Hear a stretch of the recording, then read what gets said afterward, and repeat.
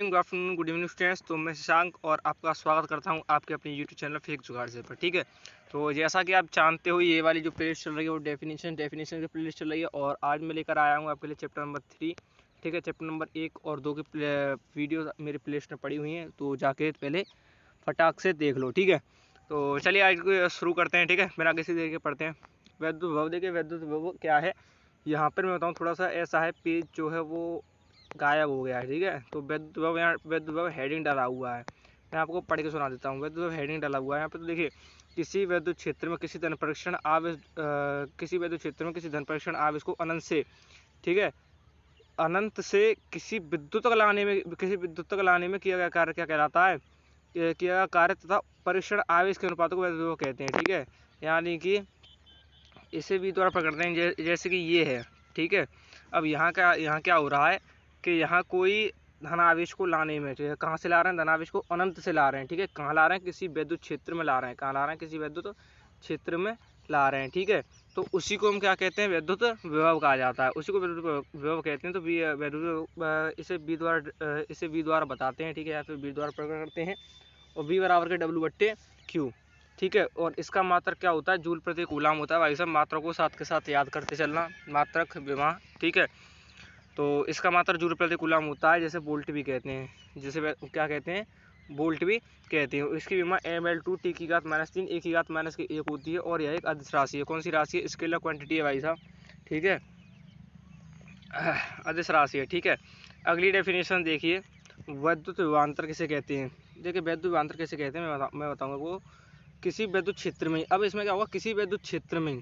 ठीक है, यहाँ बात ही वैद्युत क्षेत्र में होगी। किसी वैद्युत क्षेत्र में एक बिंदु, यानी कोई वैद्युत क्षेत्र है यहाँ पे। ठीक है, किसी वैद्युत क्षेत्र में एक बिंदु से दूसरे बिंदु तक ले जाने में, ठीक है, यहाँ से और यहाँ तक जो ले जाने में किया गया कार्य जो होता है ना, वही वैद्युत विभवांतर कहलाता है भाई साहब।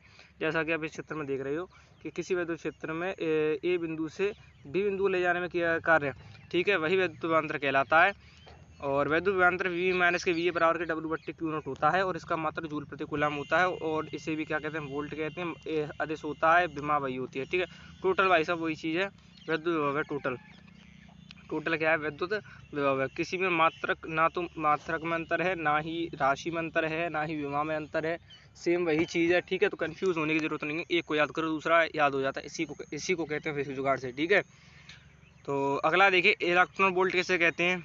इलेक्ट्रॉन वोल्ट किसे कहते हैं? अब तो एक इलेक्ट्रॉन वोल्ट वह ऊर्जा है जो वैद्युत क्षेत्र में एक इलेक्ट्रॉन को एक बिंदु से दूसरे बिंदु तक ले जाने में की जाती है। ठीक है, इलेक्ट्रॉन वोल्ट क्या वह ऊर्जा होती है। ठीक है, जो एक वैद्युत क्षेत्र में क्या होता है? एक इलेक्ट्रॉन को एक बिंदु से दूसरे बिंदु तक ले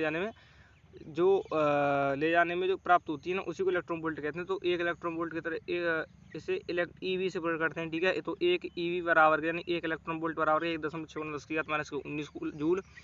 और 1 किलो इलेक्ट्रॉन वोल्ट बराबर 1.6 यहाँ इंटू 1000 का हो गया। तो यहाँ कितना हो गया? 1.6 इसी प्रकार 1 मेगा इलेक्ट्रॉन वोल्ट बराबर 1.6 जूल। और एक और होता है 1 बेटा वोल्ट बराबर 1.6 गुणा, यहाँ बेटा वोल्ट नहीं लिखा हुआ है, 1 बेटा इलेक्ट्रॉन वोल्ट बराबर के 1.6 गुणा 10 के यहाँ कितना है? इसमें से आप 6 दिया गया है यहाँ पे है। तो 1 बेटा वोल्ट बराबर के शायद 1 बेटा वोल्ट बराबर कितना होता है? कमेंट करो फटाफट सेक्शन में। 1.6 गुणा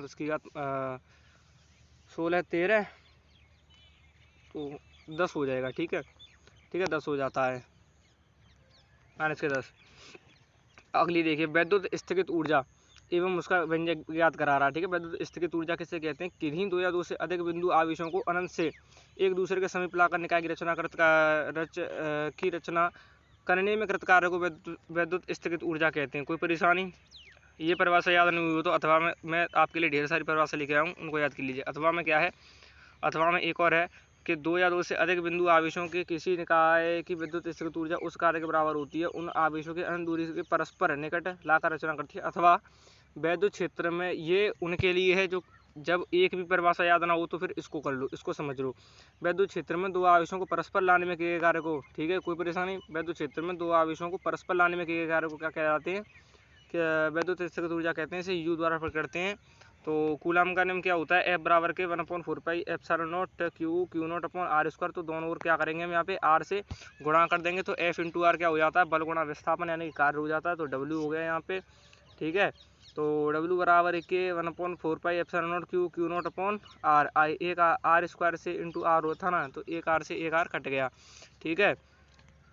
तो यहाँ पे हमने अब क्या होगा, जो कार्य है वही स्थगित ऊर्जा होती है, ठीक है,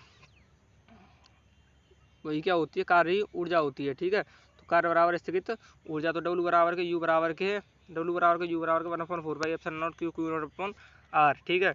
अगला देखिए वान डे ग्राफ जनित्र भाई साहब, वान डे ग्राफ जनित्र। तो वान डे ग्राफ जनित्र क्या था कि 1931 में बताऊं आपको, 1931 में वैज्ञानिक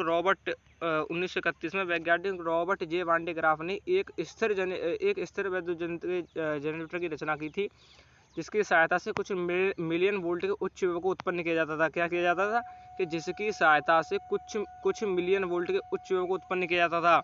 इसमें आवेशित कणों इलेक्ट्रॉन प्रोटॉन को त्वरित करके अधिक ऊर्जा प्राप्त की जाती थी। क्या कहते हो, कुछ नहीं कहते, ठीक है। अच्छा, इनके सिद्धांत क्या थे, सिद्धांत भाई साहब दो थे। पहला सिद्धांत ये रहा, दूसरा ये रहा। पहला क्या था, किसी खोखले चालक को दिया गया आवेश उसके बाहरी पृष्ठ पर मौजूद होता है, ठीक है। यानी कि कुआं है कोई, ठीक है, कुआं है, समझ रहा हूँ, वो कुआं है, एक कील यहाँ है, एक कील यहाँ है। तो किसी खोखले चालक को दिया गया आवेश, ठीक है, उसके बाहरी पृष्ठ पर क्या क्या होता है, मौजूद होता है। अगला है किसी आवेश चालक से विद्युत विसर्जन उसके नुकीले सिरों से होता है, ठीक है। कहाँ से होता है, उसके नुकीले सिरों से ही तो उसका विद्युत विसर्जन होता है, ठीक है।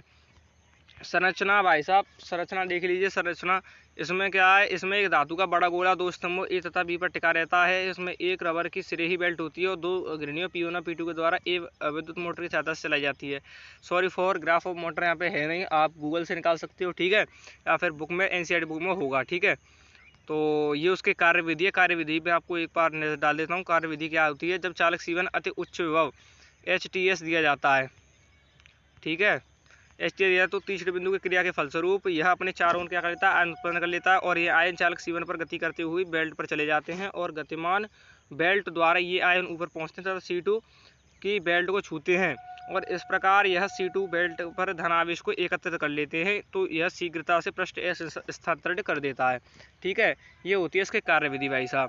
अगले आते हैं बोल्ट की परिभाषा बताइए भाई साहब। मैं आपको इलेक्ट्रॉन बोल्ट और बोल्ट दोनों की अलग अलग परिभाषा बता चुका हूँ, ठीक है, कि एक इलेक्ट्रॉन वोल्ट किसे कहते हैं, वोल्ट किसे कहते हैं। वोल्ट की ये रही कि एक कूलम आवेश को